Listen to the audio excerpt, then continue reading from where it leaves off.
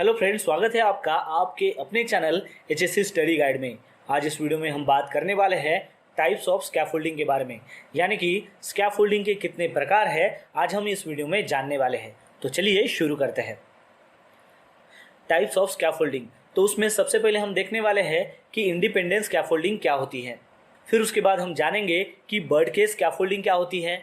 फिर उसके बाद हम जानने वाले हैं कि कैंटिलीवर स्कैफोल्डिंग क्या होती है। फिर उसके बाद हम जानेंगे कि हैंगिंग स्कैफोल्डिंग क्या होती है, जिसे सस्पेंडेड स्कैफोल्डिंग भी कहते हैं। फिर उसके बाद हम देखेंगे कि मोबाइल टावर स्कैफोल्डिंग क्या होती है। फिर उसके बाद हम देखेंगे कि पैटेंटेड स्कैफोल्डिंग क्या होती है। और फिर उसके बाद हम देखने वाले हैं कि ट्रेस्टल स्कैफोल्डिंग क्या होती है। यानी कि हम यहाँ पर टोटल 7 टाइप्स ऑफ स्कैफोल्डिंग के बारे में बात करने वाले हैं। तो चलिए जानते हैं और समझते हैं कि ये जो टोटल 7 टाइप्स ऑफ स्कैफोल्डिंग है और उसका इस्तेमाल कहाँ पर किया जाता है। तो सबसे पहला है इंडिपेंडेंट स्कैफोल्ड। तो इंडिपेंडेंट स्कैफोल्ड को हम कैसे पहचानेंगे? तो सबसे पहले आपको ध्यान में रखना है कि जब भी कोई स्कैफोल्ड हो जिसमें 2 स्टैंडर्ड खाली लगे हैं, तो 2 वर्टिकल जो स्टैंडर्ड्स है उसको सपोर्ट के लिए 2 एडिशनल स्टैंडर्ड लगे हुए हैं आगे में।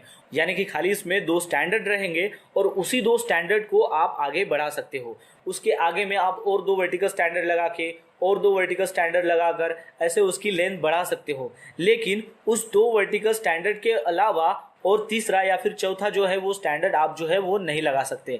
यानी कि आपको ये ध्यान में रखना है कि जो किसी भी स्कैफोल्ड में 2 वर्टिकल स्टैंडर्ड है और उस 2 वर्टिकल स्टैंडर्ड के बदौलत जो है पूरी स्कैफोल्ड जो है वो इंडिपेंडेंट है, जो आगे में एक्सटेंड हो रही है, तो उसे इंडिपेंडेंट स्कैफोल्ड कहते हैं।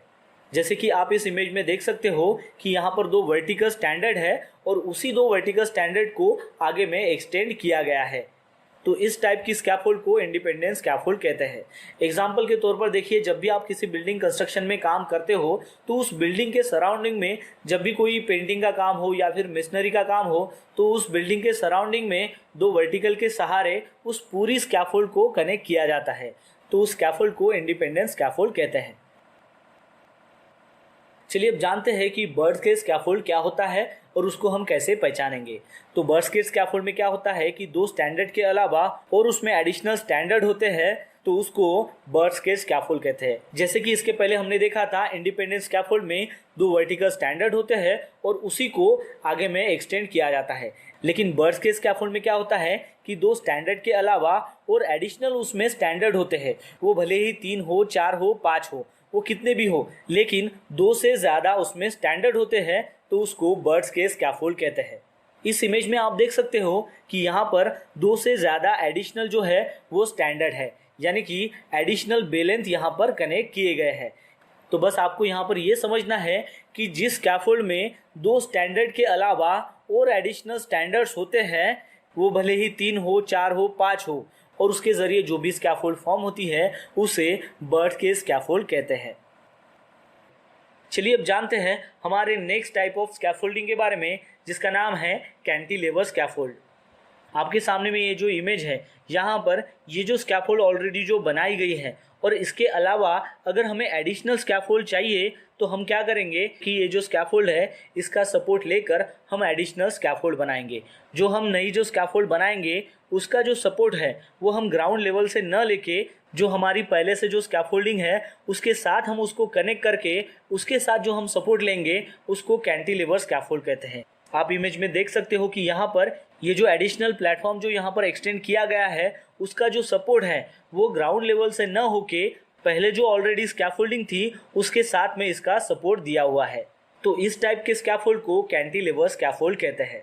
आप कंस्ट्रक्शन लाइन में जब भी जाते हो तो आपको ज़्यादातर ऐसे जो कैंटिलीवर स्कैफोल्ड है वो दिखाई देते हैं। तो बस सिंपली आपको ये देखना है कि जो भी स्कैफोल्ड है उस स्कैफोल्ड में एडिशनली अगर कोई वर्किंग प्लेटफॉर्म अगर बना रहे हैं और उस एडिशनल वर्किंग प्लेटफॉर्म का जो सपोर्ट है वो ग्राउंड लेवल से न देकर उसी स्कैफोल्ड के साथ में उसका सपोर्ट जो है वो दे रहे हैं, तो उस टाइप के स्कैफोल्ड को कैंटिलीवर स्कैफोल्ड कहते हैं।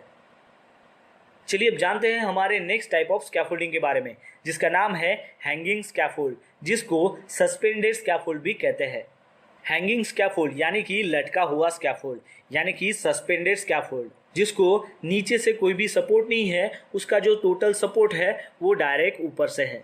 एग्जाम्पल के तौर पर आपके सामने में ये जो इमेज दिखाई दे रही है, इसमें जो स्कैफोल्ड बनी हुई है वो नीचे से न बनकर ऊपर से बन के आई है, यानी कि ऊपर वाला जो सपोर्ट है वहाँ से ये जो स्कैफोल्ड है वो बन के नीचे आई है।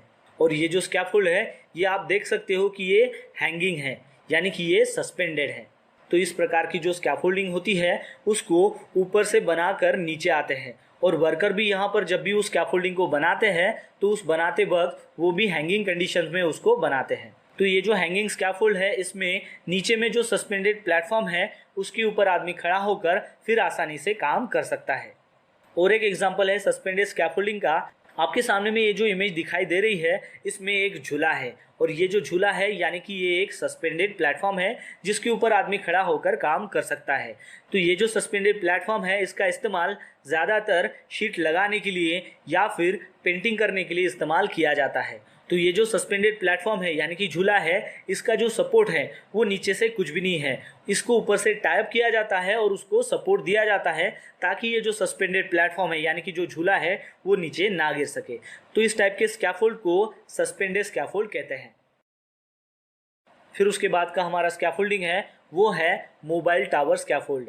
मोबाइल टावर स्कैफोल्ड जो है वो एक जगह से दूसरी जगह मूव करने के लिए बनाया जाता है, जिसका इस्तेमाल ज़्यादातर लोअर हाइट में यानी कि 3 मीटर की हाइट हो, 4 मीटर की हाइट हो, 5 मीटर या 6 मीटर, तो इतने हाइट पर अगर आपको कोई भी पेंटिंग का काम हो या फिर मिशनरी का काम हो तो वो काम करने के लिए मोबाइल टावर स्कैफोल्डिंग का इस्तेमाल किया जाता है। इस मोबाइल टावर स्कैफोल्डिंग को आप एक जगह से दूसरी जगह शिफ्ट कर सकते हो, क्योंकि इस मोबाइल टावर स्कैफोल्ड में नीचे में व्हील लगाए जाते हैं और उस व्हील के ज़रिए आप इजीली उस मोबाइल टावर को एक जगह से दूसरी जगह शिफ्ट कर सकते हो और अपना काम जो है वो जल्दी से कर सकते हो। फिर उसके बाद का स्कैफोल्डिंग टाइप है वो है पैटेंटेड स्कैफोल्डिंग। पैटेंटेड जो स्कैफोल्डिंग है वो फुल्ली जो है वो स्टील से बनी हुई रहती है, जिसमें स्पेशल कपलिंग और फ्रेम्स होती है। और ये जो स्कैफोल्ड है ये रेडीमेड स्कैफोल्ड आती है जो मार्केट में भी आपको इजीली अवेलेबल मिल जाती है। इस टाइप के स्कैफोल्डिंग में ब्रैकेट्स होते हैं और उस ब्रैकेट्स के ऊपर आप वर्किंग प्लेटफॉर्म जो है वो इजीली फॉर्म कर सकते हो। और ये जो वर्किंग प्लेटफॉर्म होता है वो एडजस्टेबल होता है, यानी कि आप इजीली जिस रिक्वायर्ड लेवल पर आपको काम करना है वहाँ पर उसको एडजस्ट कर सकते हो।